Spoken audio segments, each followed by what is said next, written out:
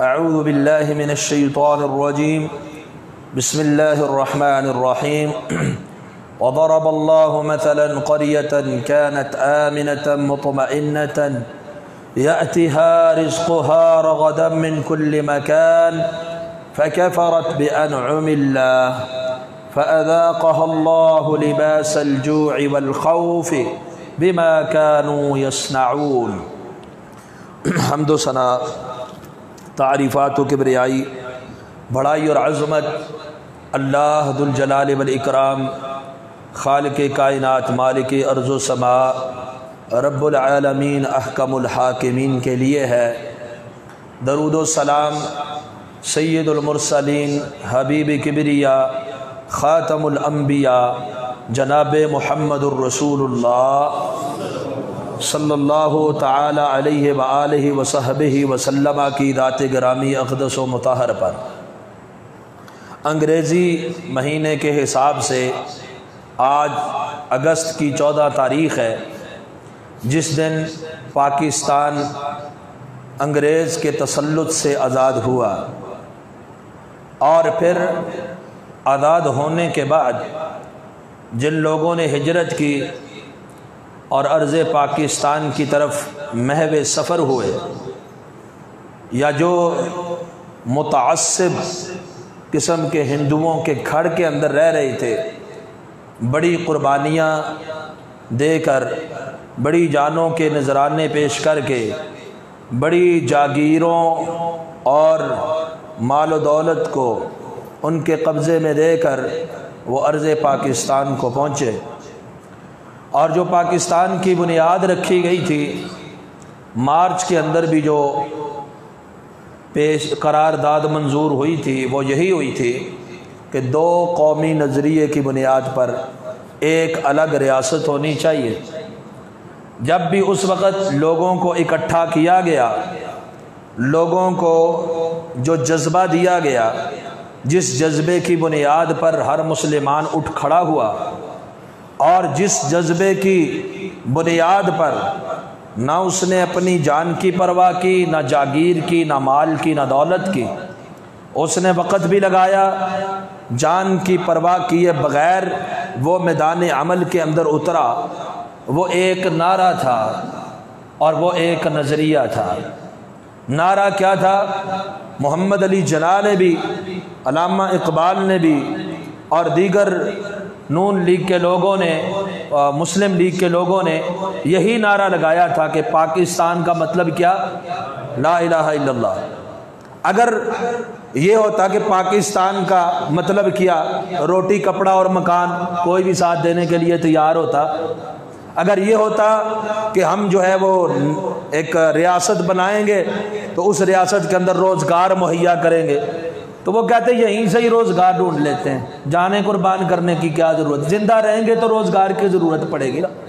انہوں نے آنے والی نسلوں کو دیکھا کہ ہم رہے نہ رہے، ہماری جد و جہد کے بعد اگر جو نعرہ دیا گیا ہے اسی نعرے کے مطابق ریاست کا قیام ہو جاتا ہے، تو اس میں مسلمانوں 2 قومی جو نظریہ ہے کہ مسلمان ایک مذہب ہے، ایک دین ہے، اسلام ایک ضابطہ حیات اور مکمل ضابطہ حیات ہے، آزادانہ طور کے اوپر ایک اسلامی ماحول کی ریاست ہوگی، جہاں حاکمیت اعلیٰ کس کے پاس ہوگی؟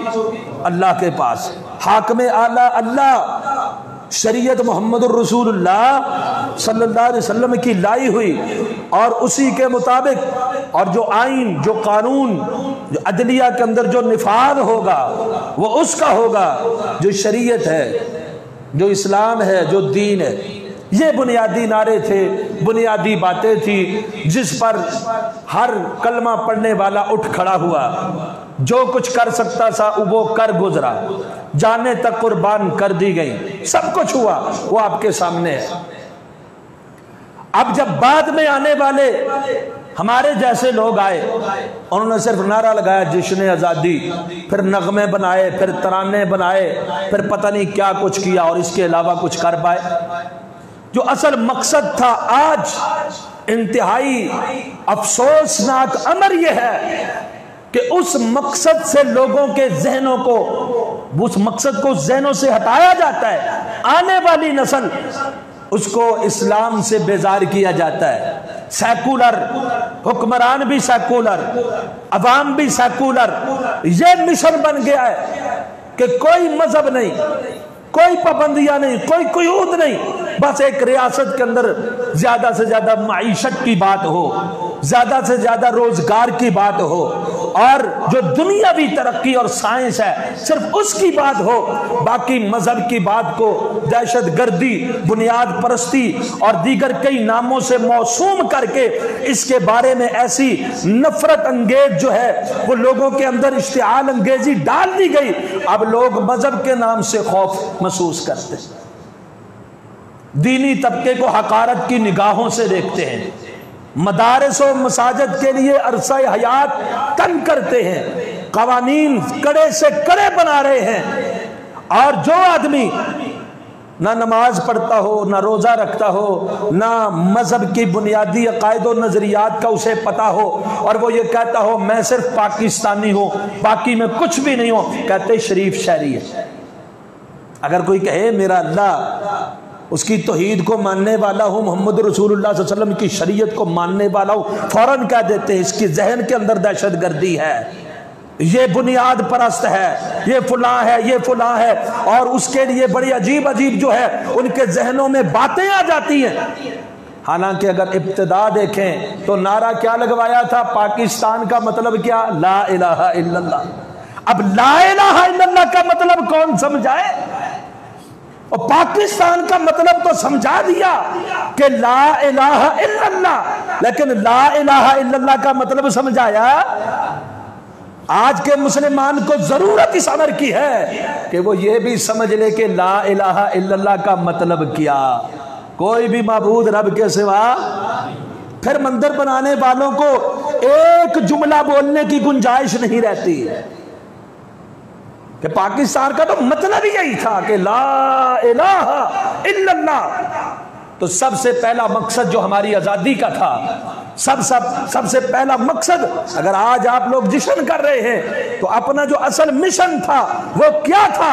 پاکستان کا مطلب کیا؟ لا الہ الا اللہ۔ تو آج پورے پاکستان میں لا الہ الا اللہ کی صدا گونجنی چاہیے، اس کا نفاذ ہونا چاہیے، اس کو سمجھنا چاہیے، اس کے مطابق عقائد ہونے چاہیے کہ لا الہ الا اللہ۔ اور یہی دو قومی نظریہ جو ہے وہ اللہ نے رسالت کے مقاصد میں بیان کیا ہے، بلکہ رسالت کا، نبوت کا جو اولین مقصد ہے وہ یہی ہے۔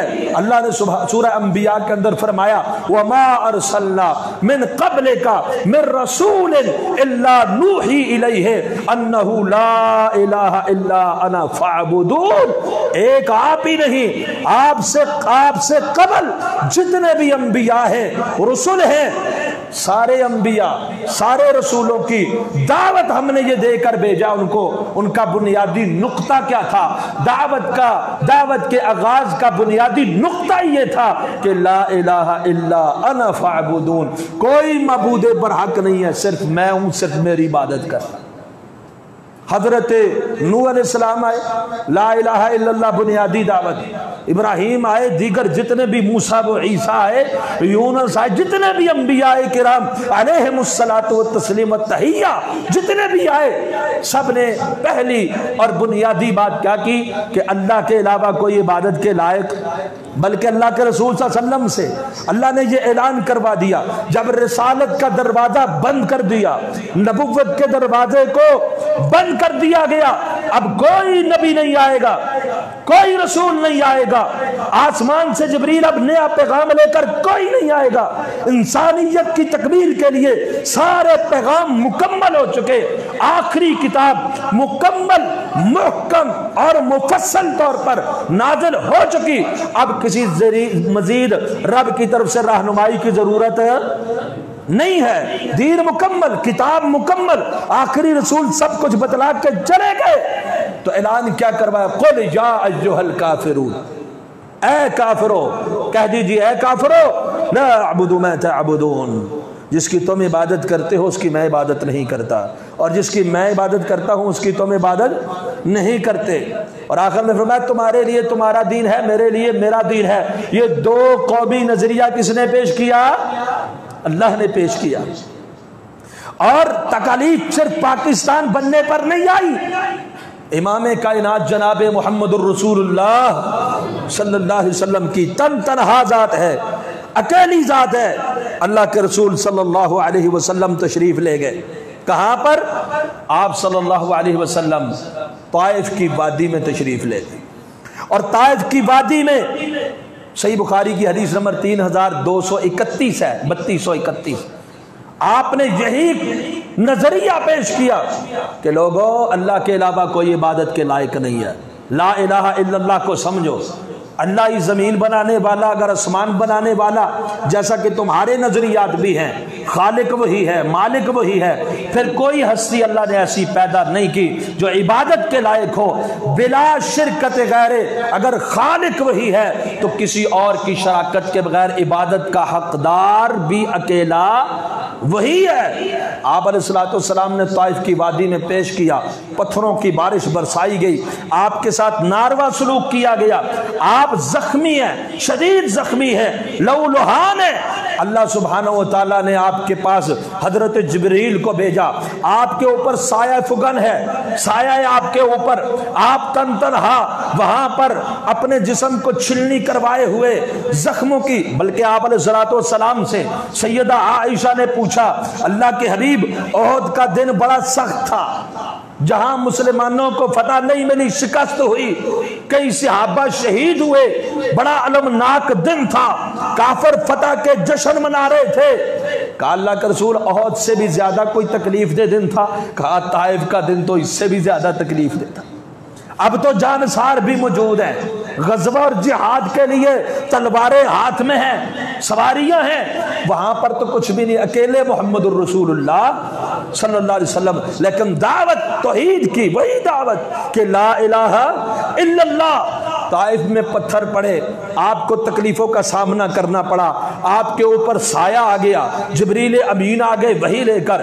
اے اللہ کے حبیب، اللہ نے پہاڑوں کے فرشتے کو بھیجا ہے، اور اگر آپ کہیں آپ کے اوپر یہ جو ظلم و ستم ہوا ہے لا الہ الا اللہ کہنے کی بنیاد پر، دعوت کی بنیاد پر، تو اللہ دو پہاڑیوں کو آپس میں ملا کے مسل کر دے ساری کی ساری قوم کو، روند ڈالا جائے گا ان کو۔ صرف آپ جو ہے حکم کریں، اللہ نے فرشتے کو بھیج دیا ہے۔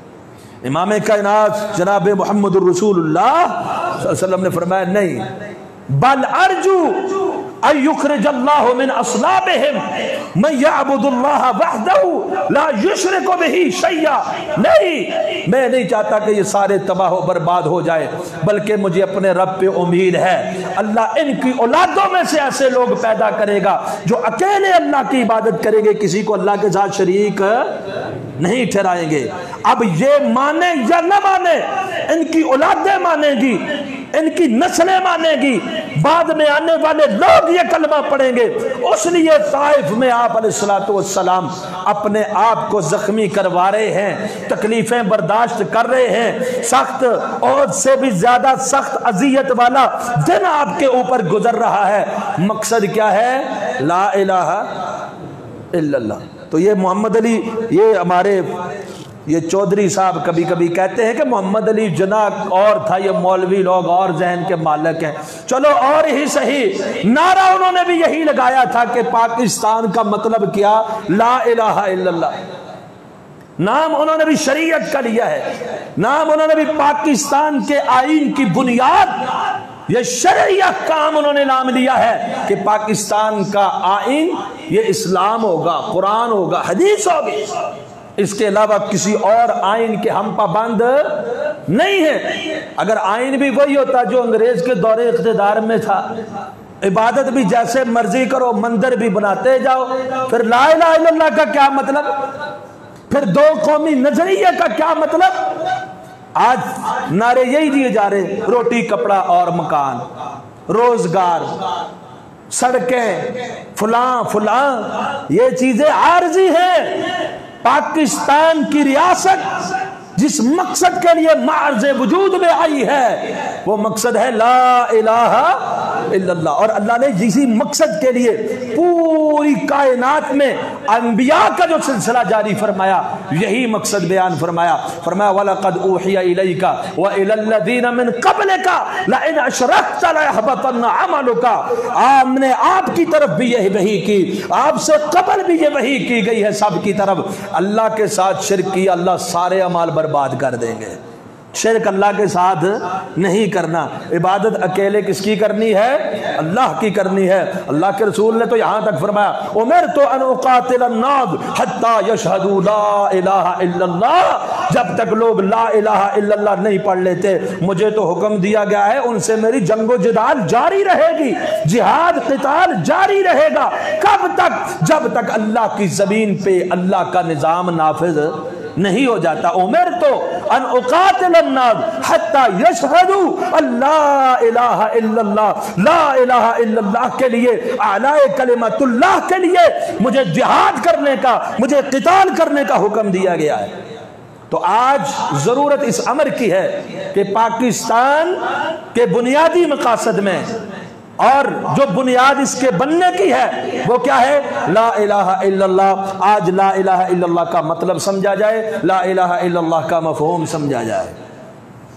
عبادت نماز ہو, روزہ ہو, عبادت سجدہ ہو, رکوع ہو, عبادت نظر ہو, نیاز ہو, عبادت جانور کا ذبح کرنا ہو تقرب کے لیے, کوئی بھی ایسی عبادت ہو جو رضا کے لیے ہو, خوشنودی کے لیے ہو, جہاں کسی کا خوف اس کی عدم موجودگی میں ہو, اس سے پکارا جائے مصائب میں, مشکلات میں, حاجات میں, تو یہ عبادت کس کی ہوگی؟ صرف اور صرف لا الہ الا اللہ. اللہ کے علاوہ عبادت کے لائق کوئی ہستی ہے ہی نہیں.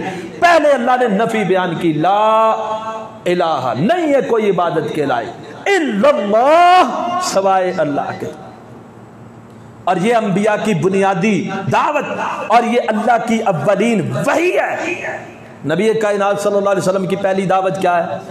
پہاڑ کی چوٹی پہ چڑھے, اللہ نے کہا قریبیوں کو ڈراؤ, سب کو مخاطب کر کے بلایا, رشتہ داروں کو مخاطب کر کے بلایا, اور کیا کہا؟ لا الہ الا اللہ پڑھ لو کامیاب ہو جاؤ گے. اب انہوں نے صرف لا الہ الا اللہ کا نعرہ نہیں لگایا ہمارے لیے کہ پاکستان کا مطلب کیا لا الہ الا اللہ, پھر مندر بھی ہے, پھر جناب کرنی والے بھی بہت ہیں, سارا کچھ ہو رہا ہے. پھر ایسا نہیں کیا. وہ سمجھے مشرکین مکہ کے لا الہ الا اللہ کہتے کس کو ہیں؟ انہوں نے کہا آپ نے ہمیں اس کے لیے جمع کیا کہ یہ ایک ہی الہ کا کام ہے, اجعل الآلہۃ الہا واحدا. وہ ہمارا بارشوں والا اور اولادیں دینے والا اور رزق دینے والا اور بیماریوں سے شفا دینے والا اور لات بھی ہے, عزا بھی ہے, منات بھی ہے, ود بھی ہے, سوا بھی ہے, یغوث بھی ہے, یعوق بھی ہے, نصر بھی ہے, اور دیویاں بھی ہیں, دیوتاؤں بھی ہیں, بہت کچھ ہے. یہ تو کہتے ہیں سب کچھ ایک ہی کرتا ہے. اجعل الآلہۃ الہا واحدا, سارے معبودوں کو چھوڑ کر آپ نے صرف ایک معبود بنا لیا. ان ھذا لشیء عجاب, یہ تو بڑی عجیب بات ہے, یہ تو بڑی عجیب چیز ہے. یہ عجیب کون کہہ رہا ہے؟ مشرکین مکہ. کہ عجیب بات ہے کہ ایک ہی الہ ہوگا. لیکن اللہ کے رسول کا نعرہ اور دعوت کیا ہے؟ صحابہ کرام نے کس کلمے کو سمجھا پڑا اور مسلمان ہوئے, عقیدہ قائم ہو گیا.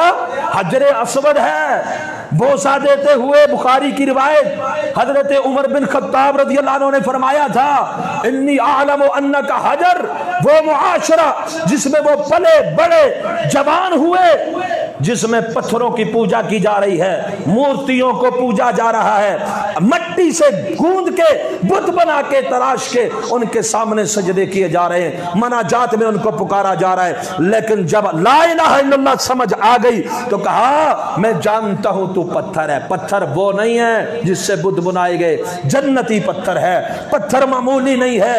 امام کائنات جناب محمد الرسول اللہ صلی اللہ علیہ وسلم کے لب مبارک نے ان کے پتھر, اس پتھر کے ساتھ مس کیا ہے.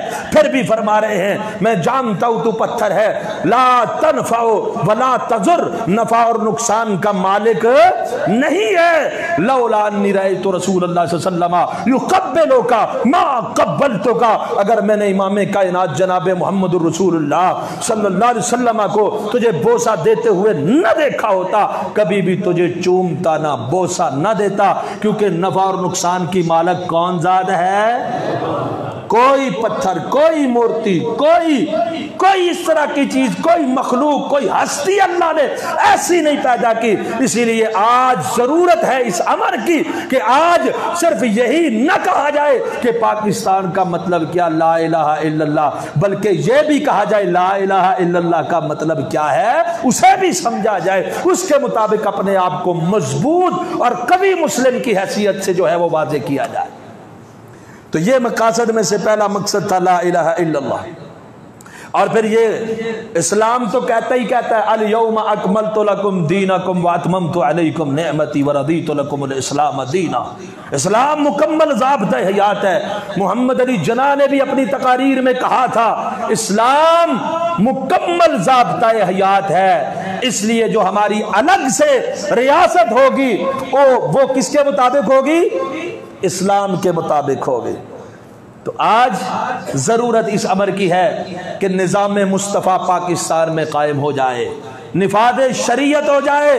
شریعت کا نفاذ جب تک نہیں ہوتا ہمیں مکمل آزادی ملی، ہمارے صرف جسم آزاد ہوئے ہیں، ہم صرف ہندوؤں سے آزاد ہوئے ہیں، ہماری ثقافت وہی، ہماری تہذیب وہی، ہمارے بعض لوگوں کے عقائد و نظریات تک وہی ہندوانہ رسوم و رواج ہماری غمیوں شادیوں کے اندر موجود ہے، اور ہمارے اوپر جو عدلیہ کے اندر بھی اور حکام بالا کے جو قوانین ہیں وہ بھی وہی ہیں، وہی پرانے قوانین۔ تو پھر آزادی کا ہے کہ اس لیے اللہ سبحانہ و تعالیٰ نے یہود و نصارہ کو کیا فرمایا؟ سورہ مائدہ کی آیت نمبر 68 میں قل یا اہل الکتاب، کہہ دو اے اہل کتاب، لستم علی شیء، تم کسی چیز پر بھی نہیں ہو، تمہارے سارے دعوے کھوکھلے، سارے نعرے کھوکھلے، تم کسی بنیاد پر نہیں ہو۔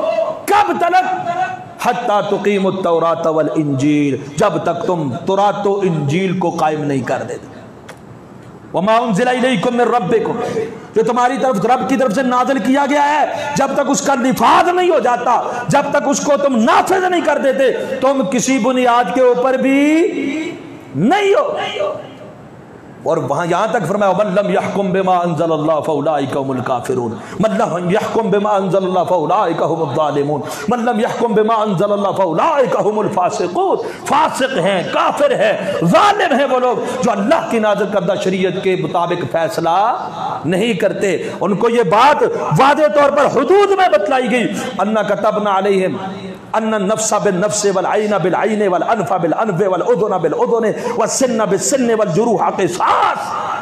کہا نفس کے بدلے نفس ہے، زخموں کا قصاص ہوگا، دانت کے بدلے دانت ہے، آنکھ کے بدلے آنکھ ہے۔ یہ ساری حدود اللہ نے بیان کر دی، اور کیا فرمایا؟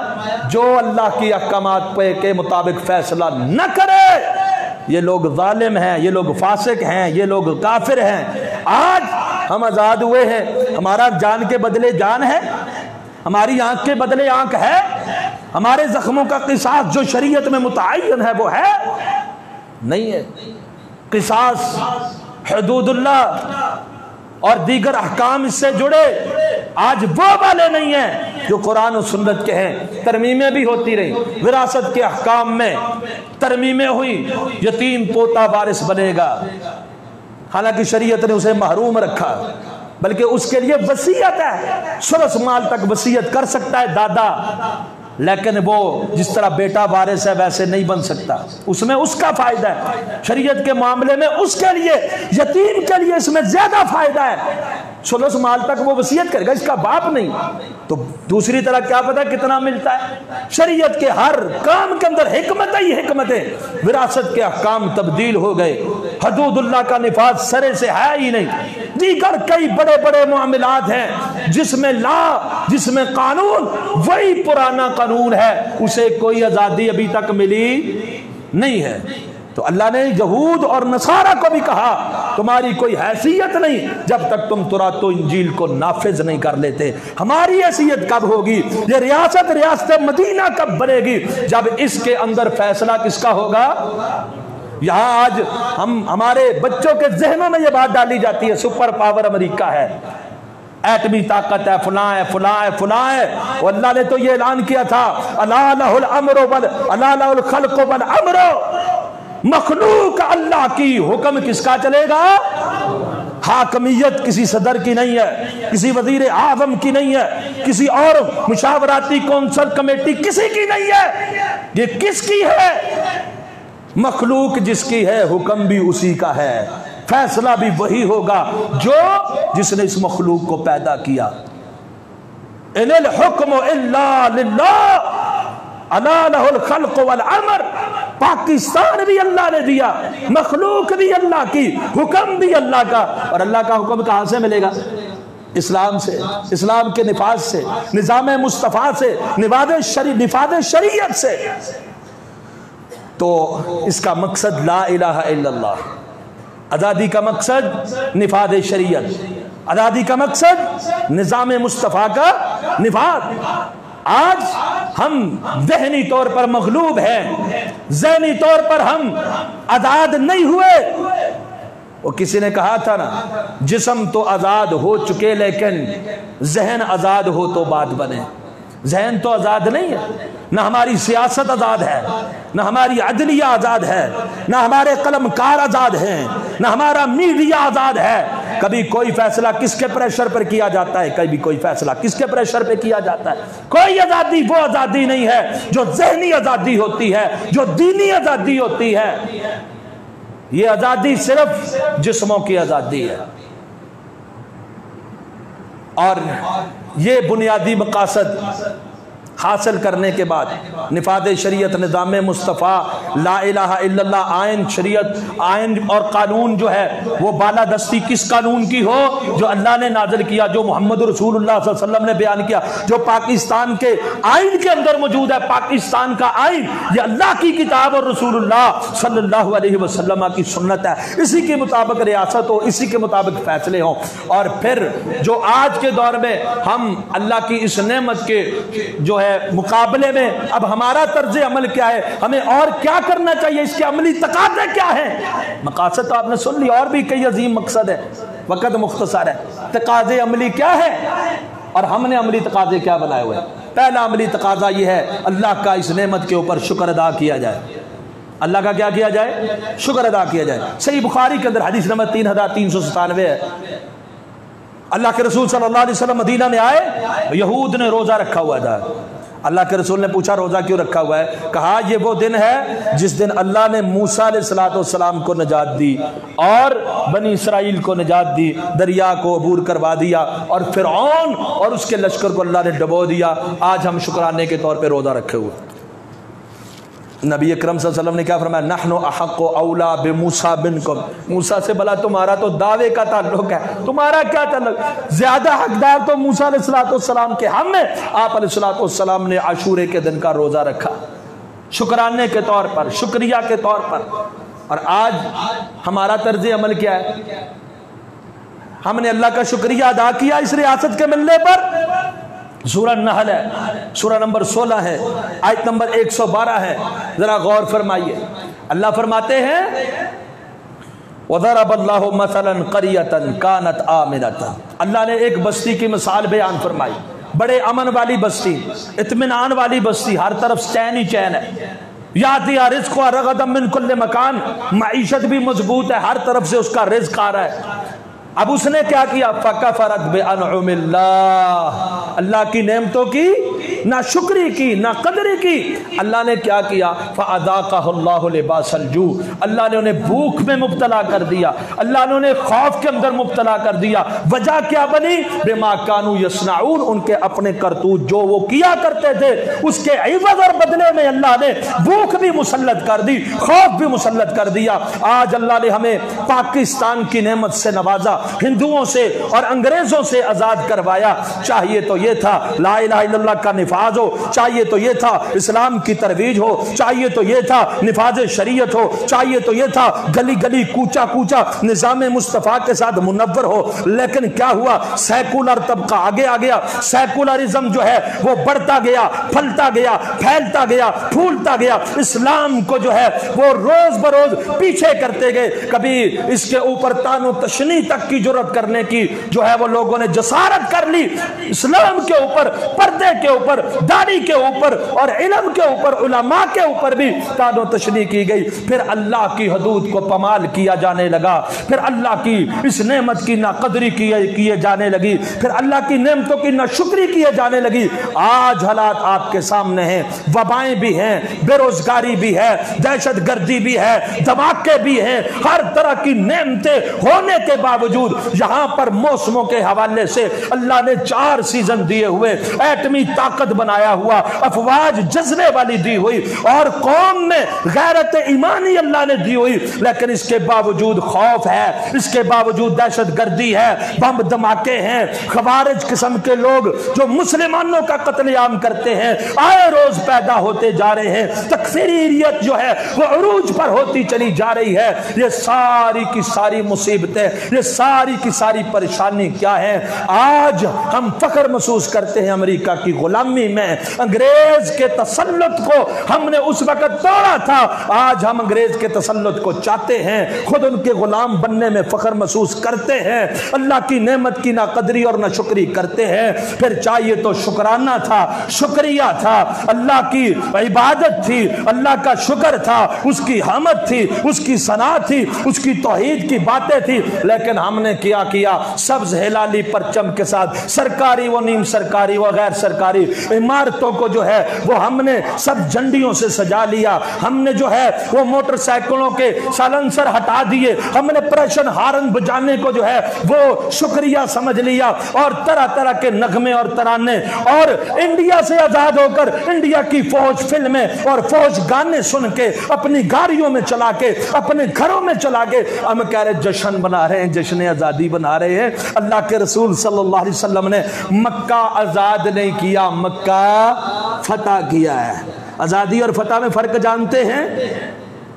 ایک ہوتا ہے فتح، قوت کے بلبوتے، جہاد کر کے، قتال کر کے، میدان میں اتر کے، للکار کے فتح کیا، ان کو مغلوب کیا۔ ایک ہے منت سماجت کیا، ہم کو آزاد کر دو، ہم نے آزادی حاصل کی غلامی سے، اللہ کے رسول نے فتح کیا، لیکن فتح مکہ کا دن جب بھی آیا صحابہ کو جھنڈیاں لہراتے دیکھا ہے؟ نہیں دیکھا۔ جب ربیع الاول کی باری آتی ہے، ایک طبقے کو چھوڑ کر دیگر طبقات کہتے ہیں جشن منانا ثابت نہیں، تو پاکستان کے جشن میں جو کچھ کیا جاتا ہے اس کا ثبوت ذرا پیش کرو، کہاں ہے؟ یہاں جھنڈے، یہاں سارا کچھ جائز ہو گیا، یہاں شباب و کباب کی محافل کو قائم کیا جاتا ہے، شراب نوشی کی جاتی ہے، اللہ کی حدود کو پامال کیا جاتا ہے اس دن میں، اور نام کیا ہے؟ آزادی کا جشن بنا رہے ہیں۔ یہ آزادی کا جشن بنا رہے ہیں یا اللہ کے عذاب کو ہم دعوت دے رہے ہیں؟ کیا قومیں جن کا پاکستان کا مطلب کیا لا الہ الا اللہ ہوتا ہے وہ جشن ایسے بنایا کرتی ہے؟ اللہ کے رسول صلی اللہ علیہ وسلم کے صحابہ کی زندگیوں کو اپنے سامنے رکھیے۔ ظفر آدمی اس کو نہ جانیے گا چاہے جتنا بھی ہو فہم و ذکا، جسے عیش میں یاد خدا نہ رہے، جسے تیش میں خوف خدا نہ رہے۔ بھلا وہ بھی کوئی فہم و فراست والی بات ہے، عیش میں ہو تو رب یاد نہیں، تیش میں ہو تو رب کا خوف نہیں۔ آج ہماری حالت بھی وہی ہے۔ تو حضرات گرامی قدر، ہم نے اللہ کی نعمتوں کی شکریہ ادا کرنا ہے، اس کی نہ شکری نہیں کرنی، اور شعائر اللہ کی پابندی کرنی ہے، اس کے نفاذ کے لیے تگ و دو کرنی ہے۔ اللہ نے سورہ حج میں فرمایا الذین مکناہم فی الارض، اللہ نے جب زمین کے اندر تمکین دے دی، حکومت دے دی، تو پھر کیا کرنا ہے؟ واقاموا الصلاۃ، نماز قائم کریں گے، زکوٰۃ دیں گے، نیکی کی تلقین کریں گے، برائی سے منع کریں گے۔ شعائر اللہ کی آپ نے پابندی بھی کرنی ہے، اس کو نافذ بھی کرنا ہے۔ یہ ترقی یافتہ ریاستوں کا کام ہوتا ہے، یہ نہیں ہوتا اللہ سے اعلان جنگ کر کے سود کو نافذ کر دو، بے حیائی کے اڈے قائم کیے جائے، اور فرقہ واریت کو عام کیا جائے۔ اور طرح طرح کے مسائل جس کا ہماری ریاست جو ہے وہ شکار ہے، یہ نہیں، ہمیں اصل مقصد کی طرف توجہ دینی چاہیے۔ اللہ سے دعا ہے اللہ عمل صالح کرنے کی توفیق عطا فرمائے۔ قول قولی ھذا استغفر اللہ لی ولکم۔